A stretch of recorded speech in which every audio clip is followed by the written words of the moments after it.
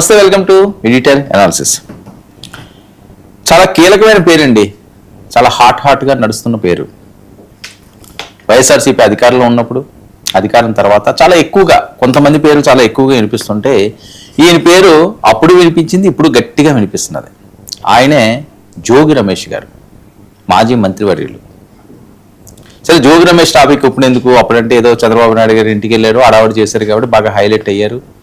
సరే, మంత్రి పదవి వచ్చింది, బాగా అప్పట్లో పరిస్థితి వేరు. ఆ తర్వాత ఏంటి, లిక్కర్ స్కామ్లు ఇవి అన్నారు. మళ్ళీ జోగి మీద ఎందుకు పడుతున్నారంటే అది చూడండి, ఆ పోస్టర్ చూడండి, మా వాళ్ళు వేశారు కదా. ఆ పెళ్ళి ఏడాది కాలేదట.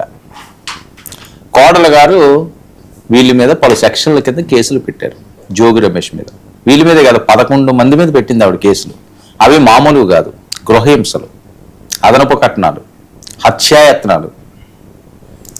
భర్త మీద, జోగి రమేష్ కొడుకు మీద, మాంగారి మీద, అత్తగారి మీద, ఈయన తమ్ముడు గారి మీద, తమ్ముడి గారి పిల్లల మీద, ఆ మరదళ్ళ మీద, ఒకటి కాదు రెండు కాదు 11 మంది మీద ఇబ్రహీంపట్నం పోలీస్ స్టేషన్లో కేసు పెట్టారు. అంటే కేసు తీవ్రత ఎలా ఉందో వేరే చెప్పనవసరం లేదు. కోట్ల రూపాయలు ఈయన డిమాండ్ చేశారని.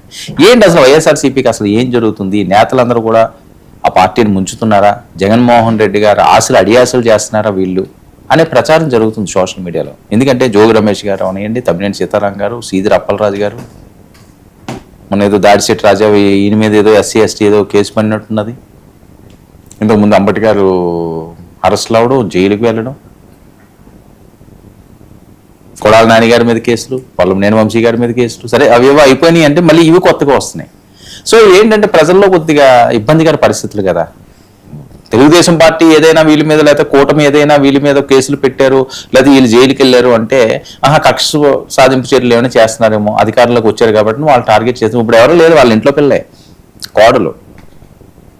ఆ ఫోటోలు చూడండి, ఆవిడ పెట్టిన కేసులు 11 మంది మీద తీవ్రమైన కేసులు. ఒక మంత్రి స్థాయి ఇంట్లో ఈ రకంగా జరగడం ఏంటి ఏడాదిలోని? మరి దీని పర్యవసానాలు ఏ రకంగా ఉంటాయి? జోగి రమేష్ కుటుంబంలో అసలు ఏం జరుగుతుంది? ఇది జరుగుతున్న చర్చ. రాష్ట్ర రాజకీయాల్లో ఎందుకు హాట్ టాపిక్గా ఈ అంశం మారుతుంది? కుటుంబ వివాదంగా మొదలైన ఈ వ్యవహారం క్రిమినల్ కేసుగా ఎలా మారింది? గృహహింస వరకట్న కేసు. ఫిర్యాదులో అత్తింటి బంధువుల పేర్లు కూడా పెట్టింది ఆవిడ. వీళ్ళే కాదు, ఓకే భర్త ఏమైనా హింసిస్తున్నాడు చేస్తున్నాడని కాదు, వీళ్ళ వల్ల కూడా నేను బాధితురాలను అయ్యాను, నన్ను మర్డర్ చేయడానికి చూశారని. చాలా తీవ్రమైనవి కదా. మామూలు సెక్షన్లు ఉండవు, బిఎన్ఎస్ సెక్షన్లు ఉంటాయి, చాలా తీవ్రంగా ఉంటుంది. మరి 41 నోటీసులు ఇచ్చి విచారిస్తారు. ఈ 11 మందిని అయితే విచారిస్తారట. మరి దర్యాప్తులో ఎలాంటి ఆధారాలు ఇప్పుడు బయట పడబోతున్నాయి? ఇది చాలా కీలకంగా మారుతున్న కేసుగా భావిస్తున్నాడు. సరే, ఇప్పుడైతే ఆయన ఏదో బయటకు వచ్చారు, సేఫ్గా ఉన్నాడు. మేఘన ఆవిడ ఎఫ్ఐఆర్ అయితే ఇబ్రహీంపట్నం పోలీసులు తీసుకున్నారు, తెలంగాణ బిడ్డ. ఆయన అరెస్ట్ అయినప్పుడు, బయటకు వచ్చినప్పుడు ఆ శ్రీమతి గారు వాళ్ళందరూ పాపం చాలా ఆవేదన, ఆందోళన వ్యక్తం చేశారు. అంత సౌమ్యంగా కనిపించేవారు జోగి రమేష్ గారు వైఫ్, వీళ్ళందరూ కుటుంబం అంతా. ఈయన పేరు ఎక్కువగా వినిపించింది కానీ మిగతా వాళ్ళు అసలు ఎవరికి పెద్దగా తెలియదు సమాజానికి. ఈయన అరెస్ట్ అయ్యి విడుదలై వచ్చినప్పుడే వాళ్ళు వైఫ్ గారిని చూడడం ఇవన్నీ. హత్యాయత్నం చేశారు, మోసం చేశారు, గృహహింస అంటున్నారు, వరకట్నం కేసులు అంటున్నారు. ఇన్ని వాళ్ళ మీద పెట్టడానికి గల కారణాలు ఏంటి? కోడలు మేఘన ఫిర్యాదుతో ఎఫ్ఐఆర్ అండి. మొత్తం 11 మందిపై కేసులు, అదనపు కట్నం ఆరోపణలు, శారీరక మానసిక వేధింపులు అంటూ ఫిర్యాదట. శారీరకంగా మానసికంగా ఎక్కడో సినిమాల్లో చూస్తుంటాం, ఇలాంటివన్నీ కూడా వింటుంటాం, లేదా కొన్ని వీడియోలు చూస్తుంటాం. అత్తింటి వాళ్ళు అలా చేశారట. శారీరకంగా మానసికంగా ఆ కుటుంబ సభ్యులందరూ కూడా వేధించడం ఏంటి? ఏదో సామాన్యమైన వాళ్ళు, ఇంకోటి ఏదో కట్నం, ఏదో జోగి రమేష్ గారికి ఏమైనా తక్కువ ఉందా? ఇలాంటివి ఎందుకు జరుగుంటాయి? లేదా ఇందులో కూడా వేరే కుట్ర ఉన్నదా? కావాలని చెప్పి వాళ్ళ కోడలను ఎవరైనా రెచ్చగొట్టారా? మరి ఇది కూడా ప్రచారం చేస్తారేమో, మా కోడలు చాలా మంచిది, ఆవిడకి ఏదో చేశారు, అందువల్ల ఆవిడ ఎలా రివర్స్ అయిపోయిందని చెప్తారేమో. రాజకీయాల్లో ఏదైనా సహజమే కదా.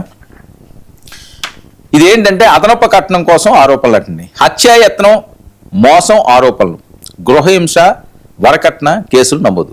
ఫిర్యాదులో అత్తింటి బంధువుల పేర్లు. మరి ఆ పేర్లు కూడా ఒకసారి చూద్దాం, ఎవరెవరికి పెట్టారు, ఎందుకు పెట్టారు అని. అన్ని కోణాల్లో పోలీసుల దర్యాప్తు, ఆరోపణలపై విచారణ. ఎఫ్ఐఆర్లో పోలీసులు నమోదు చేసిన పేర్ల జాబితా వినిపిస్తాను. జోగి రాజీవ్ భర్త ఎవరు? మేఘన భర్త. జోగి రమేష్ మాజీ మంత్రివర్యులు మామగారు. జోగి శకుంతల అత్తగారి మీద. జోగి రోహిత్ మరిది గారి మీద, జోగి ప్రియాంక ఆడపడుచు మీద, జోగి రాము రమేష్ గారి సోదరుడు, రాకేష్ రమేష్ గారి సోదరుడు కుమారుడు, పాండు రమేష్ గారి తమ్ముడు రెండో కుమారుడు, స్వామి రమేష్ గారి బావమరిది, రమ రమేష్ గారి సోదరి, సంతోష్ సాయి స్వామి కుమారుడు. అంటే బావమరిది కుమారులు ఇద్దరు. అంటే మొత్తం ఓవరాల్గా అటు అత్తింటి వైపు అంటే జోగి రమేష్ గారి ఫాదర్ సైడ్ ఉన్న వాళ్ళు, వాళ్ళ అత్తింటి వారు ఉన్నారు. అందరి మీద కేసులు పెట్టడం.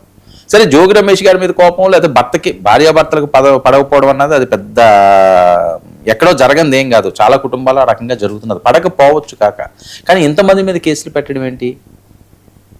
హత్యాయత్నం చేయబోతున్నారని పెట్టడం ఏంటి? శారీరకంగా మానసికంగా వేధించారని పెట్టడం ఏంటి? ఇదంతా ఏడాదిలోపే, ఎప్పుడో ఏదో జరిగింది కాదు. లేకపోతే ఒక 15 సంవత్సరాలు 5 సంవత్సరాలు పోయిన తర్వాత ఏవో మనస్పర్ధలు వచ్చాయనుకున్నాను. పెళ్ళి ఇంకా ముక్కుపచ్చలు ఆరకుండానే, ఏడాది తిరగకుండానే ఈ రకమైన కేసులు చాలా అంగరంగ వైభవంగా చేశారు. జగన్మోహన్ రెడ్డి గారు వెళ్ళారు, చాలా మహామోహన్లు అందరూ కూడా వెళ్ళారు. ఎంత హ్యాపీగా ఉన్న ఆ కుటుంబంలో మళ్ళీ ఎందుకు ఈ కేసులు పరంపర వస్తున్నది? జోగి రమేష్ గారు రాజకీయ భవిష్యత్ ఏమైనా ఈ అంశం మీద ముడిపడి ఉందా? ఎందుకంటే కేసుల తీవ్రత వచ్చిందనుకోండి, సాక్ష్యాధారాలు నిరూపితం అయిపోయినాయి అనుకోండి, పక్కా ఆధారాలు దొరికాయి అనుకోండి, ఇవేం చిన్న సెక్షన్లు కాదు ఇవి. అత్తగారికి మామగారికి భర్తకి చాలా ఎక్కువ ఎఫెక్ట్ ఉంటుంది ఇలాంటి కేసులు. మనం చూస్తుంటాం కదా.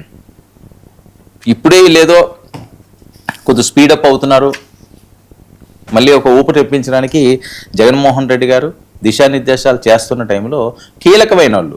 ఎందుకు ఈ అంశం వస్తుందంటే, జోగి రమేష్ గారు ఆయనేమోని తమ్మినేని సీతారాం గారు ఆయనేమో ఎక్కడ కనిపించట్లేదని, సీదిరి గారు మొన్న అరెస్ట్ అయిపోయి, నేను ముందుగా చెప్పినట్లుగా జక్కంపూడి రాజా ఆయనేమో ఇందాక దాడిశెట్టి రాజా అన్నాను, సారీ జక్కంపూడి రాజా మీద SC ST కేసు ఏదో పడింది. వాళ్ళు ఎక్కడి నుంచో వేరే ప్రాంతం నుంచి, నెల్లూరు నుంచి ఎక్కడి నుంచో వాళ్ళు పోలీసులు వచ్చి వాళ్ళు ఏదో చేస్తున్నారు. ఓవరాల్గా చూస్తే వైసీపీ కీలక నేతలకి ఏమవుతుంది, మాజీల పరిస్థితులు ఏంటి, వీళ్ళ రాజకీయ భవిష్యత్తు ఎలా ఉండబోతున్నది? మరి మేఘన ఈ కుటుంబాన్ని అంతా కమ్మేసిందా ఈ దెబ్బతో? జోగి రమేష్ ఏ క్షణంలోనైనా అరెస్టు కాబోతున్నారా?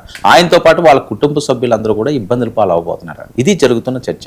చూద్దాం మరి ఏం జరుగుతుందో. ఇక మన ప్రైమ్ డిబేట్ విషయానికి వస్తే, క్యూ కడుతున్న కేసులు, మాజీల ఫ్యూచర్ ఏంటి? మాజీ మంత్రి జోగి రమేష్ ఫ్యామిలీ